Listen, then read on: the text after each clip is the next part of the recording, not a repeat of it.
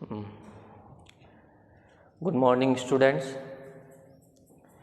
आज हम class 10th और 11th के लिए टेंस का पार्ट 3 कर रहे हैं। अब तक हमने 2 पार्ट जो है टेंस के अपलोड कर लिए। पार्ट 3 के अंदर हम थोड़ा नया इनोवेशन कर रहे हैं। कुछ बच्चे कह रहे हैं कि हमें साफ दिखाई नहीं दे रहा है, आवाज़ नहीं आ रही है, तो हम जो है नोट्स बना के वीडियो अपलोड करने की कोशिश कर रहे हैं। ठीक है, तो ये आपका क्लास 10th और 11th के इंग्लिश का टेंस का पार्ट 3 है। ठीक है, तो हम चूँकि 2 दिन पार्ट 1 पार्ट 2 के अंदर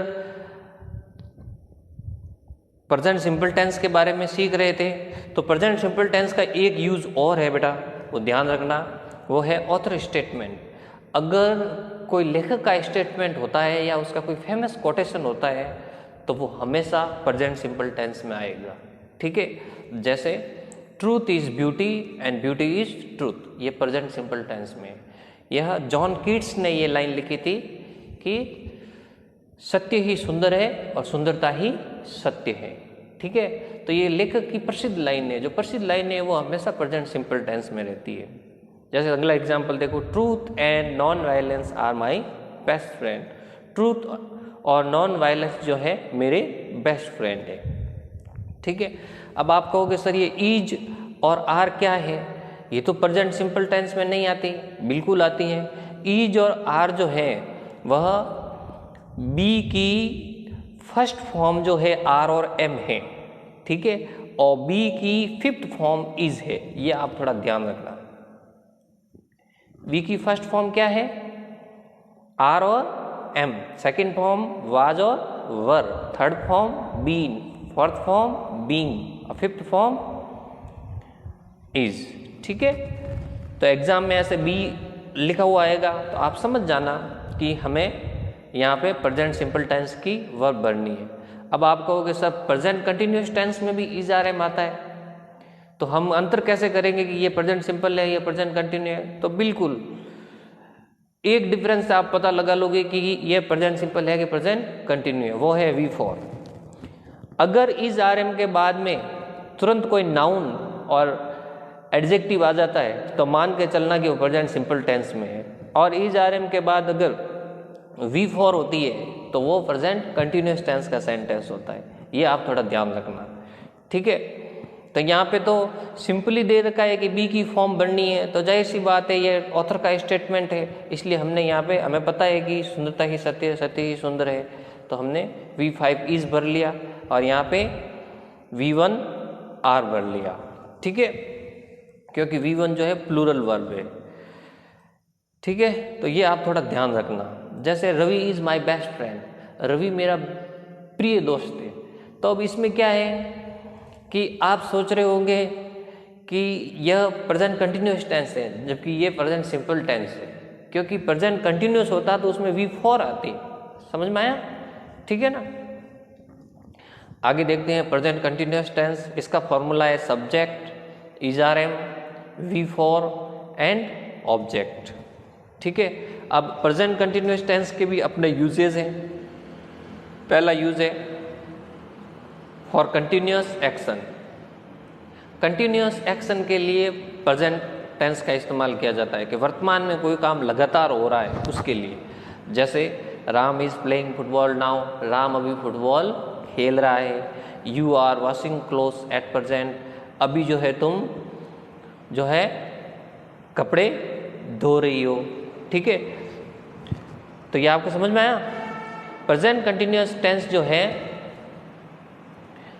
उसमें V4 का इस्तेमाल किया जाता है। जैसे प्लेइंग V4 है, वॉशिंग V4 है, तो Ram is playing football now, Ram football अभी खेल रहा है। You are washing clothes at present, तुम अभी जो है कपड़े धो रही हो। तो प्रेजेंट में ये काम कंटिन्यूअस हो रहे हैं, तो प्रेजेंट कंटिन्यूअस टेंस का इस्तेमाल हो गया। सेकंड यूज इसका देखो, for those action which are running in this days. इसका इस्तेमाल तब भी होता है, उन एक्शनों के लिए भी होता है जो एक्शन अभी रनिंग में है, यानी इन दिनों चल रहे हैं। जैसे अभी आप मेरे सामने बैठ के तो कोई किताब पढ़ नहीं रहे हो, ठीक है, कल से पढ़ रहे हो, 2 दिनों से पढ़ रहे हो, 3 दिनों से पढ़ रहे हो, ठीक है, तो वो एक्शन जो आसपास के दिनों में चल रहा है उसके लिए भी प्रेजेंट सिंपल टेंस का इस्तेमाल किया जाता है, भले वो सामने नहीं हो रहा हो। जैसे Rahul is reading physics in these days, Rahul इन दिनों फिजिक्स पढ़ रहा है। तो समझ में आया, राहुल क्या कर रहा है, इन दिनों फिजिक्स पढ़ रहा है, आसपास के दिनों में पढ़ रहा है। I am playing cricket in this days, मतलब इन दिनों मैं जो है क्रिकेट खेल रहा हूँ, आसपास के दिनों में क्रिकेट खेल रहा हूँ, भले ही अभी नहीं खेल रहा हूँ लेकिन रोज थोड़ा थोड़ा खेलता हूँ, ठीक है। जरूरी नहीं है कि प्रेजेंट कंटिन्यूअस टेंस का सेंटेंस तभी बनाए जबकि कोई आम आंखों के सामने कंटिन्यूअस हो, वो आसपास के दिनों में भी कंटिन्यूअस हो सकता है। इसका यूज 3 देखो, फॉर लाइकलीहुड। लाइकलीहुड का मतलब है कोई भी अगर संभावना हो, स्ट्रॉन्ग, कोई मजबूत संभावना हो कि ये काम तो अभी हो ही जाएगा, ठीक है, तो उसके लिए भी प्रेजेंट कंटिन्यूअस टेंस का इस्तेमाल किया जाता है। जैसे फॉर एग्जांपल आप किसी को थप्पड़ मारते हो तो उससे पहले एक बात जरूर कहते हो, I am going to slap you, कि मैं तुम्हें थप्पड़ मार दूंगा, कहते हो कि नहीं कहते हो। इसका मतलब क्या है कि ये काम आप तुरंत कर दोगे, इसकी संभावना बहुत अधिक है। जैसे कोई किसी को मारने जा रहा होता है, वो क्या कहता है कि मैं तुम्हें अभी मार दूंगा, ठीक है, तो क्या उसका क्या हो जाएगा, I am going to kill you, I am going to kill you. तो इसमें देखो गोइंग V4 है, इज RM का भी प्रयोग हो गया, तो ये प्रेजेंट कंटिन्यूअस टेंस है। I am going to slap you, I am going to kill you, तो ये दर्शाते हैं कि ये काम आप अभी कर लोगे, तुरंत कर लोगे, ठीक है। थोड़ा और देख लो, इसमें इज बेटा सिंगुलर वर्ब है, ये ध्यान रखना। इज कैसी वर्ब है, सिंगुलर। कोई भी सिंगुलर सब्जेक्ट के लिए आप इज लगाओगे और प्लूरल सब्जेक्ट के लिए आप क्या लगाओगे, आर, ठीक है। और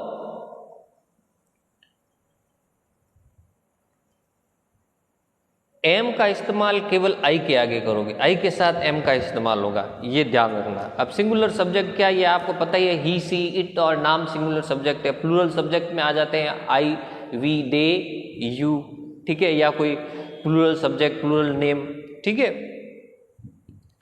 अब इस टेंस के भी अपने टाइम एक्सप्रेसिंग वर्ड है, जिसकी सहायता से आप परीक्षा में पहचान सकते हो कि भाई हमें कौन सा टेंस भरना है, ठीक है। जैसे इस टेंस का पहला टाइम एक्सप्रेसिंग वर्ड है now, today, in this morning, in this evening, at present, at this moment, ठीक है।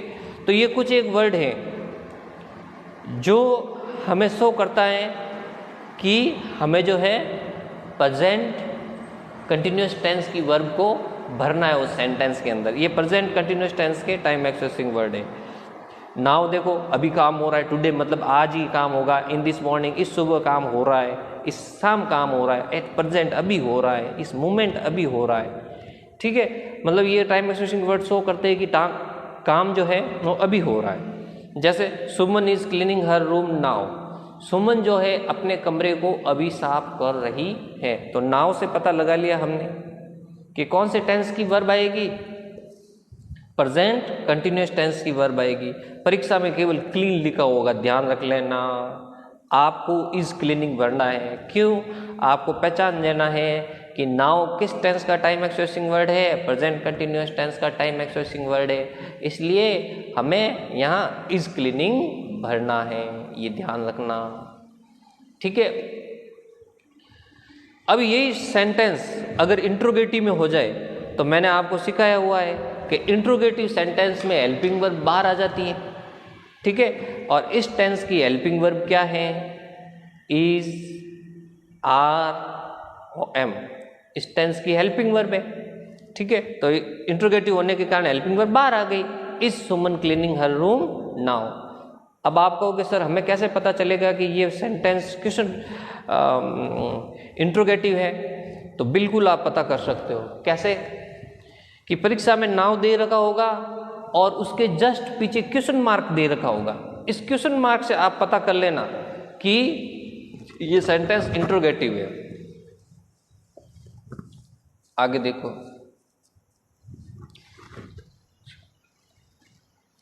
अब अगर एग्जाम में नेगेटिव सेंटेंस आ जाता है, ठीक है, तो वह कोष्टक में आपको देगा ब्रैकेट में नॉट क्लीन। तो आप मान के चलना कि उसने वर्ब क्लीन दे दी और आगे नॉट लगा दिया, तो इसका मतलब क्या है, वर्ब क्लीन दे दी आगे नॉट लगा दिया, इसका मतलब वो नेगेटिव सेंटेंस बनवाना चाह रहा है आपसे, तो आप नेगेटिव बना लेना।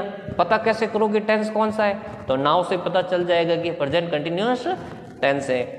तो Suman is not cleaning her room now, तो आपको ये पूरा भरना होगा एग्जाम के अंदर, इज नॉट क्लीनिंग, ठीक है। अब इज नॉट क्लीनिंग क्यों भरना होगा, क्योंकि नेगेटिव सेंटेंस में हेल्पिंग वर्ब के तुरंत बाद नॉट आता है। तो देखो हेल्पिंग वर्ब इसमें इज आ रहे में और इसके तुरंत बाद नॉट लगा दिया और V4 आ गई, समझ में आ गया। इसी तरीके से एग्जाम में डबल इंट्रोगेटिव सेंटेंस भी आ सकता है, जैसे फॉर एग्जांपल व्हाट दे दिया, यू दे दिया, नाउ दे दिया और डू दे दिया। तो आप नाउ से पता कर लेना कि प्रेजेंट कंटिन्यूअस सेंटेंस है। नाउ से क्यों, आप एग्जाम में ये भी आ सकता है, टुडे भी आ सकता है, इन दिस मॉर्निंग भी आ सकता है, एट प्रेजेंट भी आ सकता है, एट दिस मोमेंट भी आ सकता है। आप किसी वर्ड से भी पता कर सकते हो कि ये प्रेजेंट कंटिन्यूअस टेंस है, ठीक है। अभी डबल इंट्रोगेटिव है और डबल इंट्रोगेटिव है तो क्या हुआ, है तो इंट्रोगेटिव, तो हेल्पिंग वर्ब पहले आएगी, तो यू प्लूरल वर्ब सब्जेक्ट है, तो इसके लिए हेल्पिंग वर्ब आ जाएगी आर, क्या आ जाएगी आर। तो व्हाट आर यू, और दूसरी वाली जो आपकी ब्लैंक है, खाली जगह है, उसमें आपको V4 डूइंग बननी होगी, ठीक है। नेक्स्ट देखते हैं प्रेजेंट परफेक्ट टेंस, ठीक है। तो ध्यान दो इधर,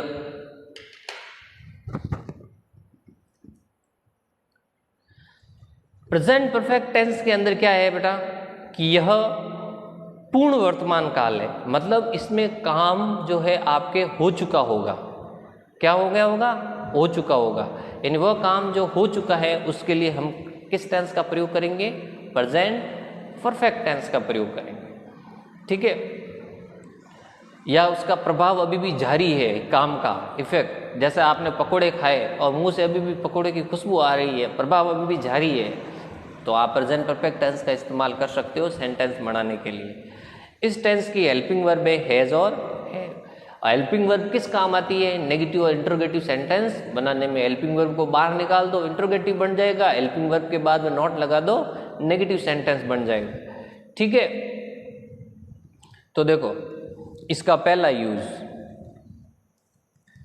इसका पहला यूज कहाँ होता है, for those action which has happened, उन कार्यों के लिए जो खत्म हो चुके हैं, पूर्ण हो चुके हैं। जैसे मान लो राहुल ने किसी की घड़ी चुराई, तो उसने घड़ी चुरा ली है, काम पूरा हो गया है, ठीक है। तो क्या हो जाएगा, Rahul has stolen my watch, Rahul ने मेरी घड़ी चुरा ली, ठीक है। अब इसका सेकंड यूज देखो, for those action of which effect is still in present, कि जिनका प्रभाव अभी भी वर्तमान में जारी है, उन कार्यों के लिए जिनका प्रभाव अभी भी जारी है। जैसे मैंने उदाहरण दिया था आपको पकोड़े का, कि आपने पकोड़े 4-5 घंटे पहले खाए लेकिन अभी भी मुंह से खुशबू आ रही है, यानी काम क्या माना जाएगा, अभी अभी काम पूरा हुआ है, जस्ट अभी पूरा हुआ है, ठीक है। तो उसके लिए हम किस टेंस का प्रयोग करेंगे, प्रेजेंट परफेक्ट टेंस का प्रयोग करेंगे। जैसे you have eaten apples, you have just eaten apples, यानी अभी अभी तुमने एप्पल्स खाए हैं, you have just eaten apples, यहां बीच में जस्ट भी लगा सकते हैं हम, ठीक है। तो इस तरीके से इसका यूज दो भागों में होता है, वो काम जो अभी अभी खत्म हुआ है उसके लिए प्रेजेंट परफेक्ट टेंस का, या वो काम जो खत्म हुए काफी टाइम हो गया लेकिन उसका इफेक्ट अभी भी जारी है, ठीक है। अब हैज और हैव, हेल्पिंग वर्ब का इस्तेमाल, हैज सिंगुलर वर्ब है, कैसी वर्ब है, सिंगुलर, और हैव कैसी वर्ब है, प्लूरल वर्ब है। तो आपको समझ में आ गया होगा कि जो सब्जेक्ट सिंगुलर है उनके आगे हैज लगाना है, जो सब्जेक्ट प्लूरल है उनके आगे हैव लगाना है। ठीक है। अब तीसरा इसका use, for non continuous verb. ऐसी वर्ब जो नॉन कंटिन्यूअस है, जिनको हम कंटिन्यूअस फॉर्म में नहीं लिख सकते, जैसे सी की फोर्थ फॉर्म हम सीइंग नहीं लिख सकते, लव की फोर्थ फॉर्म लविंग नहीं लिख सकते, हेट की फोर्थ फॉर्म हेटिंग नहीं लिख सकते, नो की फोर्थ फॉर्म नोइंग नहीं लिख सकते, बिलीव की फोर्थ फॉर्म बिलीविंग नहीं लिख सकते, क्योंकि कुछ एक वर्ब को इंग्लिश में नॉन कंटिन्यूअस वर्ब मांगना गया है कि उनको कंटिन्यूअस नहीं रखा जा सकता। जैसे आप एग्जाम में भी देखते हो या कहीं टीवी में भी देखते हो, जैसे हीरो हीरोइन को कहता है आई लव यू, इसका मतलब क्या है, लव जो है नॉन कंटिन्यूअस वर्ब है, ठीक है। आई हेट यू, तो हेट भी नॉन कंटिन्यूअस वर्ब है। जो हमारी जितनी भी इमोशंस हैं वो सारी नॉन कंटिन्यूअस है, उनको कंटिन्यूअस में नहीं रखा जा सकता। जैसे ऐसे नहीं कह सकते I am hating you, I am loving you, I am liking you, I am knowing you, मैं तुम्हें जान रहा हूँ, आई एम बिलीविंग यू, या you are believing me, you are fearing, तुम डर रहे हो, ऐसे नहीं। ये कुछ वर्ब होती है, हमारी कुछ भावनाएं होती है, ज़्यादातर तो जो हमारी फीलिंग्स होती हैं उनको साइंटिफिकली ग्रामर में नॉन कंटिन्यूअस माना जाता है, ठीक है। वो या तो वो प्रेजेंट सिंपल में लिखी जाएगी या प्रेजेंट परफेक्ट में उनकी V4 लिखी जाएगी, V3 लिखी जाएगी, समझ में आया बेटा। या तो प्रेजेंट उनकी V1 आएगी प्रेजेंट सिंपल के लिए, या फिर उनकी V3 आएगी, V4 इनकी नहीं बनती, ठीक है। आप सी को सिंग नहीं लिख सकते, ये आप थोड़ा ध्यान रखना। नो को नोइंग नहीं लिख सकते, तो इनकी दो फॉर्म ही संभव है, नो को नोइंग नहीं लिख सकते, सी को सिंग नहीं लिख सकते, और वो है फर्स्ट फॉर्म या थर्ड फॉर्म जो कि प्रेजेंट परफेक्ट में आती है, या फिर फिफ्थ फॉर्म लिख सकते हो इनकी, लेकिन कंटिन्यूअस में नहीं लिख सकते हो। जैसे फॉर एग्जांपल मैं तुम्हें पिछले 5 साल से जानता हूं, तो इसके लिए हो जाएगा मैं मतलब पिछले 5 साल से तुम्हें जानता हूं, उसका इफेक्ट अभी भी जारी है। I have known you for 5 years, मैं तुम्हें 5 साल से जानता हूं। I have known you for 5 years, non या थर्ड फॉर्म हो गई। आई प्लूरल है, इसलिए हमने हैव का प्रयोग कर लिया, समझ में आ गया। She has seen you since morning, उसने सुबह से तुम्हें देखा है, ठीक है, यानी काम हो चुका है। कब से हुआ है, सुबह से हुआ है, ठीक है। तो हम ऐसे नहीं लिखेंगे she is seeing you since morning, वो तुम्हें सुबह से देख रही है, ऐसे नहीं। She has seen you since morning, उसने तुम्हें सुबह से देखा, ठीक है। तो सी के साथ चूंकि सिंगुलर है इसलिए हैज आ गया, वर्ब की थर्ड फॉर्म सीन आ गई, ठीक है। अब सिंस और फॉर ये देख लो, आप इनका यूज देख लो। पॉइंट ऑफ टाइम के लिए सिंस का यूज होता है, पीरियड ऑफ टाइम के लिए फॉर का यूज होता है। आपको मैं इजीली एक तरीका बताता हूँ जिससे आप सिंस और फॉर में कभी गलती नहीं करोगे। तो वो देखो कि फॉर का इस्तेमाल जो होता है वो पीरियड ऑफ टाइम के लिए होता है, समय की अवधि के लिए होता है। तो आप मान के चलिए कि जब कभी भी आपको मंथ बोलना है इंग्लिश में, ईयर बोलना है या वीक बोलना है या डे बोलना है या आवर्स बोलना है या मिनट्स बोलना है, तो इस कंडीशन में हमें आगे फॉर लगाना होगा, क्योंकि ये टाइम का पीरियड बताते हैं। ये सब क्या बताते हैं, टाइम का period. For 5 months, for 5 years, for 2 weeks, for 2 days, for 3 hours, for 3 minutes, ठीक है, इस तरह से। अब सिंस का इस्तेमाल ज़्यादातर पॉइंट ऑफ टाइम के लिए होता है। जैसे कभी भी अगर मॉर्निंग आ जाता है, इवनिंग आ जाता है, afternoon night, morning evening afternoon night, या किसी महीने का नाम आ जाता है, मंथ का नाम, जैसे जनवरी, फरवरी, मार्च, अप्रैल, मई, जून, जुलाई, ठीक है, तो आप जो सिंस का प्रयोग करो। या घड़ी का कोई टाइम आ जाता है जैसे 6 o'clock, 7 o'clock, 8 o'clock, तो आप सिंस का इस्तेमाल करोगे। या किसी ईयर का नाम आ जाता है जैसे 2019, 2020, ठीक है, 2070, ठीक है, या किसी वार के नाम के आगे, डे के नाम के आगे, जैसे मंडे, संडे, ट्यूसडे, तो इनके आगे सिंस का प्रयोग हुआ। तो देखो मॉर्निंग के आगे मैंने सिंस का प्रयोग किया, और 5 years के आगे मैंने फॉर का प्रयोग किया, तो आपको सिंस और फॉर का इस्तेमाल आगे होगा। फॉर का इस्तेमाल इनके आगे होता है और सिंस का इस्तेमाल इनके आगे होता है। तो ये आप थोड़ा ध्यान रखना, ठीक है। अब इसमें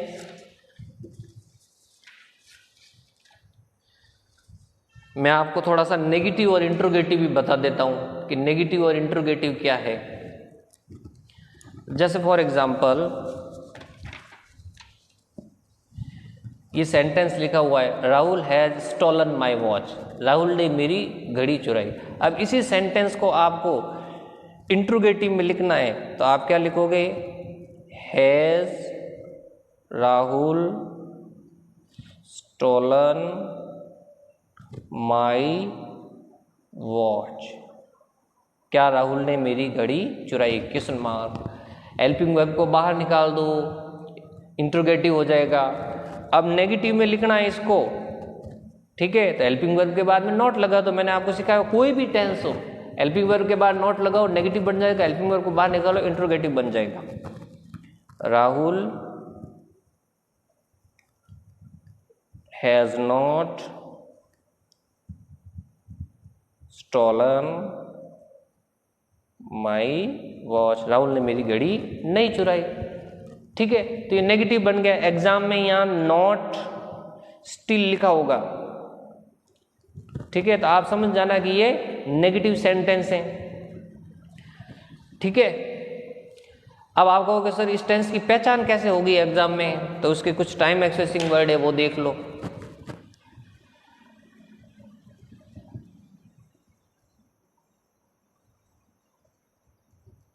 इन टाइम एक्सेसिंग वर्ड से आप पहचान लोगे कि ये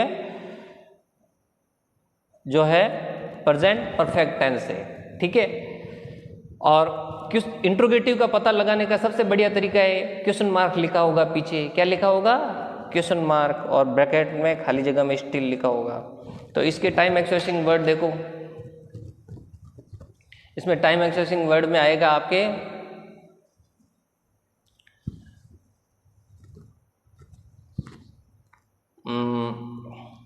yet, YET, yet, just, already, ठीक है, up to now, just now,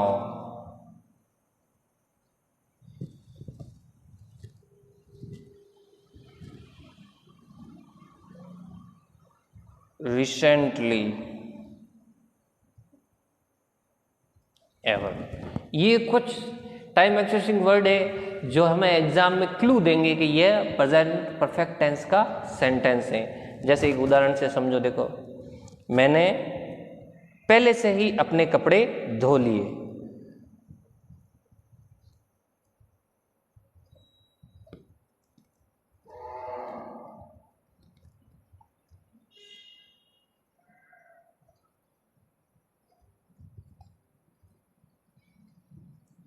ठीक है।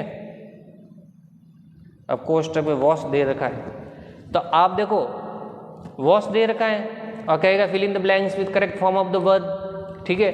तो आप ऑलरेडी को देखते ही पता लगा लेना कि यह प्रेजेंट परफेक्ट टेंस का सेंटेंस है। तो प्रेजेंट परफेक्ट टेंस के सेंटेंस में फॉर्मूला क्या है, सब्जेक्ट हैज है, वर्ब की थर्ड फॉर्म और ऑब्जेक्ट। तो आई के साथ हैव आ गया, ऑलरेडी यहां पे हेल्पिंग वर्ब और मेन वर्ब के बीच में आ जाएगा। I have already washed my clothes, मैंने पहले से ही अपने कपड़े धो लिए। अब ये का ये इंट्रोगेटिव होता तो जो आपकी ये ब्लैंक है, खाली जगह है, वो पहले दे देता, आई को पीछे ले लेता, तो आप पहचान जाते कि ये इंट्रोगेटिव है, और पीछे क्वेश्चन मार्क दे देता। इंट्रोगेटिव के लिए हमेशा क्वेश्चन मार्क देगा और नेगेटिव के लिए नॉट और वर्ब दोनों देगा, ठीक है। डबल इंट्रोगेटिव आ जाती है, जैसे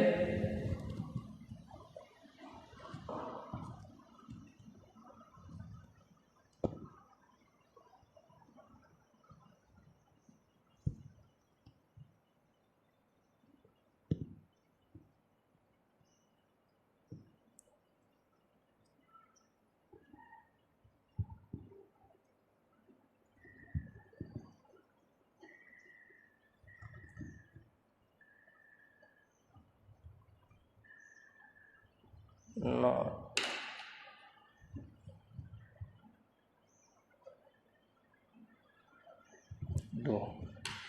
अब ये डबल इंट्रोगेटिव सेंटेंस है। डबल इंट्रोगेटिव सेंटेंस किन्हें कहते हैं पता है? जो WH वर्ड से शुरू होते हैं वो सारे डबल इंट्रोगेटिव सेंटेंस होते हैं। WH वर्ड से स्टार्ट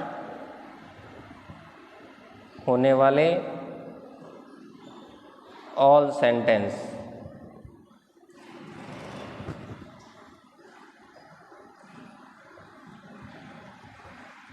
डबल इंट्रोगेटिव होते हैं।